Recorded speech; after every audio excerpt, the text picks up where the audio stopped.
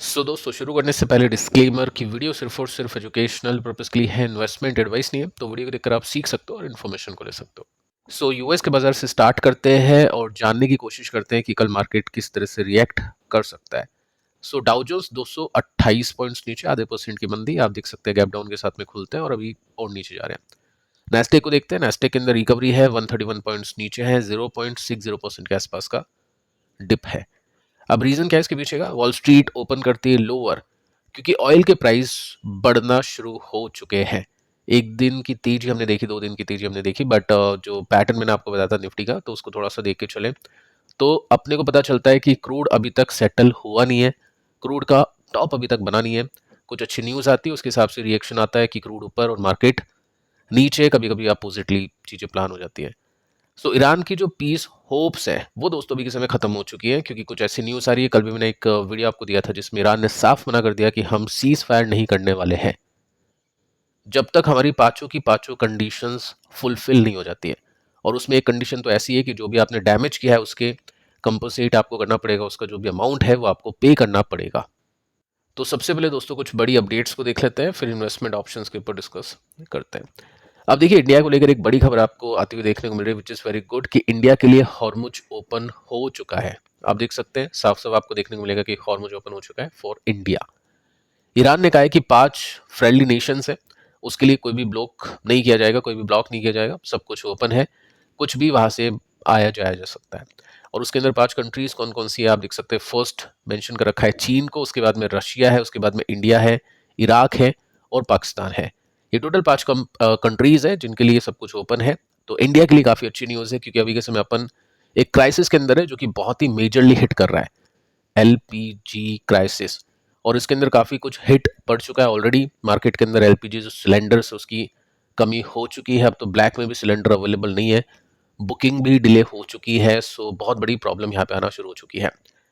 ठीक है, तो पेट्रोल को लेकर अभी तक ऐसी कुछ न्यूज़ आई नहीं है फॉर्चुनेटली, लेकिन एलपीजी को लेकर एक बहुत बड़े क्राइसिस के साथ में इंडिया गुजर रहा है।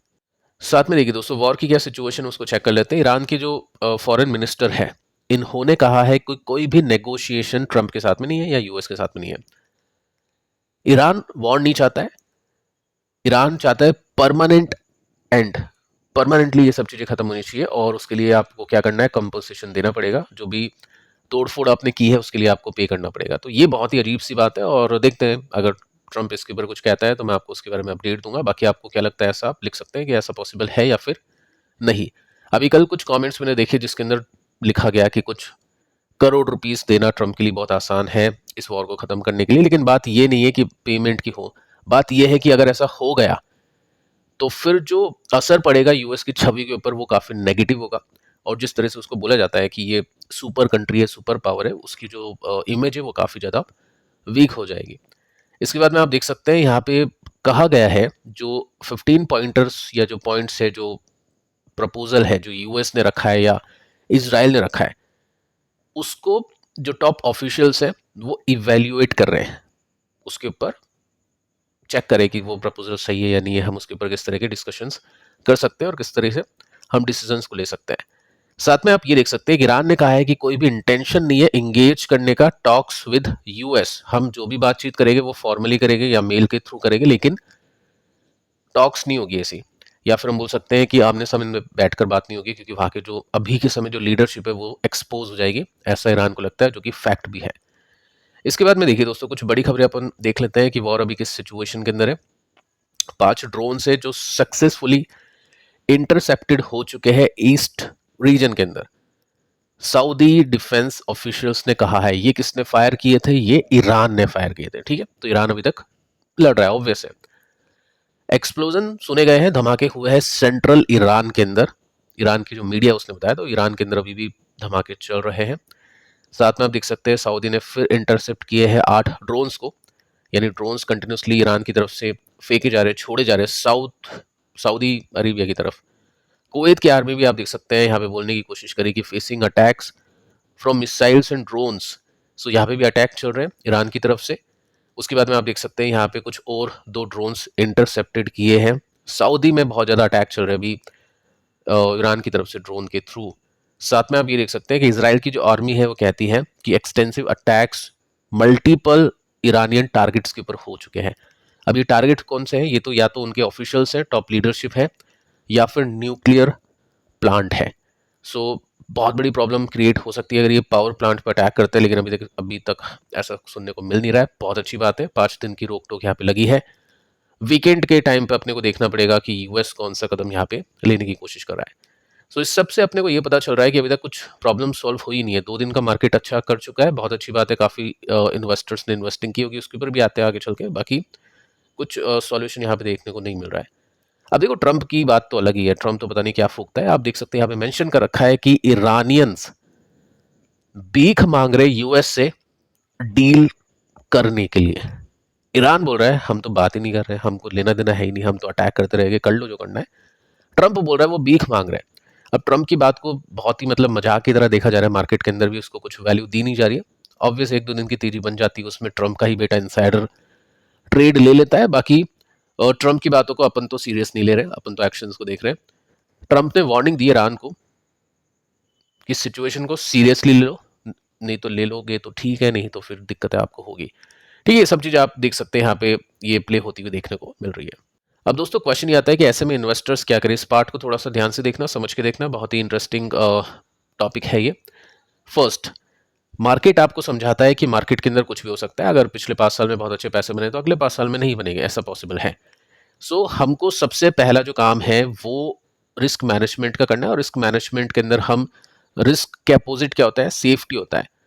तो उसके ऊपर अपने को सबसे पहले प्ले करना है। अगर आपके पास में जो भी फंड है, इन्वेस्टर्स के पास में जो भी फंड है, तो फर्स्ट आपको प्रायोरिटी रखनी है सेफ्टी की। क्योंकि कोविड नहीं है कि लॉकडाउन हो गया हट गया तो एकदम से मार्केट रिकवर कर देगा। यहाँ पे बहुत बड़े डैमेजेस हो सकते हैं इकोनॉमी के ऊपर अगर ये वॉर कंटिन्यू चलती है तो उसके लिए क्या होता है, कुछ फंड्स होते हैं जहाँ पे इक्विटी के साथ में सेफ जो एसेट्स होती है ना वो भी होते हैं।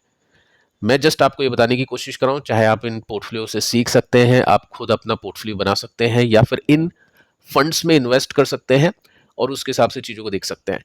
मतलब क्या है कि फर्स्ट आपने थोड़ी सी सेफ प्ले किया जिसके अंदर लार्ज कैप कंपनीज है, डेट है, गोल्ड है, कुछ ऐसा फंड हो गया। उसके बाद में फिर आपने डायरेक्ट इक्विटी के अंदर इन्वेस्टमेंट करना शुरू करा, चाहे वो फिर लार्ज कैप हो, मिड कैप हो, स्मॉल कैप हो, क्योंकि वहां पे रिस्क ज्यादा है, लेकिन कम से कम आपने पहले अपने आप को थोड़ा सा सेफ करने की कोशिश की है। काफी सारे फ्लेक्सी कैप फंड्स है, काफी सारे मल्टी एसेट फंड है। मैं आपको वो फंड्स बताऊंगा जो अच्छे परफॉर्म कर चुके हैं, जिनका मैनेजमेंट, फंड मैनेजमेंट वो काफी अच्छा है। फर्स्ट, पराग पारिक, डाउट करना ही नहीं चाहिए। अब यहाँ पे आप देखोगे ना, रिटर्न्स 2013 से अभी तक के रिटर्न्स है 13-14 से 702% के। कितने? 702। ये याद रखना, आगे चल के काम आएगा। चार्ट अगर आप देखोगे तो काफी कंसिस्टेंट है, ठीक है। और इसके पीछे का जो रीजन है ना वो आगे चल के अपन देखते हैं। सेकंड जो फंड है वो ICICI Prudential multi asset fund है। 618% के रिटर्न से 2013 से 700 से 100% थोड़ा सा कम हो चुका है, ठीक है, लेकिन यहाँ पे भी कंसिस्टेंसी बहुत ही कमाल की है। इसके बाद में हम एक और फंड देखते हैं, SBI multi asset allocation fund. ये 500% के रिटर्न्स दे चुका है, यानी 700%, 600%, यहाँ पे 100% और कम हो गया। लेकिन जितना रिटर्न्स कम हो रहा है उतनी ज्यादा कंसिस्टेंसी आपको यहाँ पे देखने को मिलती है। सो पॉइंट ये है कि आपको रिस्क एंड रिवॉर्ड के हिसाब से किस तरह की चीजें आप प्ले करना चाहते हैं, उस हिसाब से आप अपने सिलेक्शन को देख सकते हैं। अब देखो यहाँ पे है क्या गेम।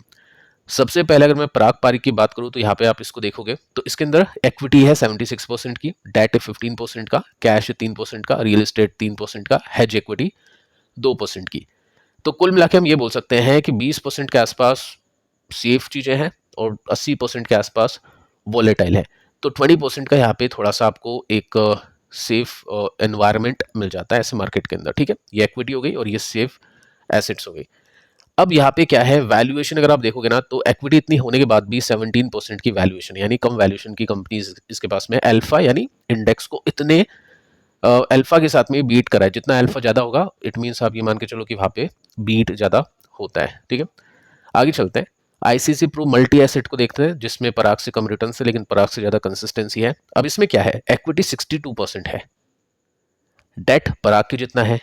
कमोडिटीज में अगर आप देखोगे ना तो मैं आपको वैसे ही बता देता हूं, आप खुद भी सर्च कर लेना, 10% जो कमोडिटी है वो सिर्फ और गोल्ड है, सिर्फ और सिर्फ गोल्ड है। हेज इक्विटी आप देख सकते हैं, कैश आप देख सकते हैं, तो इसके पास में ये सब सेफ बोल सकते हैं। गोल्ड को तो चलो वोलेटाइल ही बोलूंगा, लेकिन गोल्ड के अलावा अगर आप देखोगे ना तो वो सब चीजें सेफ है, ठीक है।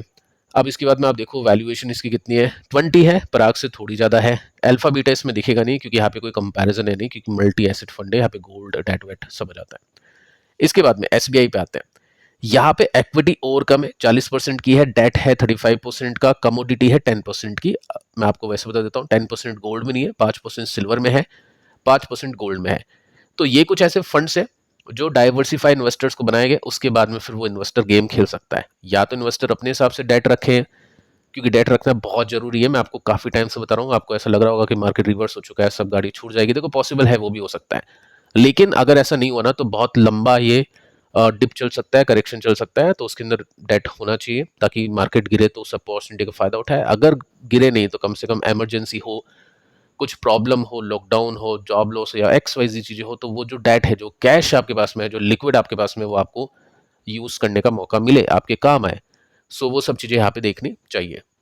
अब इसके रेशियोज को देखते हैं। यहाँ पे 17 की वैल्यूएशन है पराग की तरह, बट पराग से रिटर्न्स कम है, तो इक्विटी जितनी कम होगी, डेट जितना ज्यादा होगा, उतने ही ज्यादा सेफ आज के मार्केट के अंदर चीजों को देखा जा सकेगा।